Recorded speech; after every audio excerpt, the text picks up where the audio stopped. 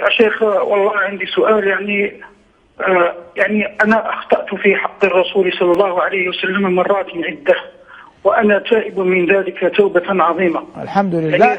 اسمعني يا عبد الرحمن، اسمع. نعم يا شيخ. لا تذكر كيف أخطأت، ومن تاب تاب الله عليه، ولا تحدث بهذا أحدا، والإقبال يكون بالقلب على الله، وأحدث من اتباع السنة، يعني يجعل نفسك متبعا للسنة ما يطمئن به قلبك أنك قد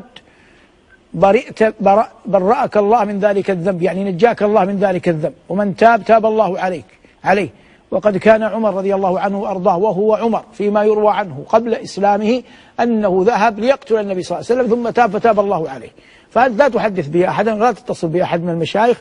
أنا قذف الله في قلبك التوبة والندم، وهذا شيء عظيم، فتب إلى الله وابقى على حالك، ولا تخبر أحدا بما قلت عن رسول الله صلى الله عليه وسلم.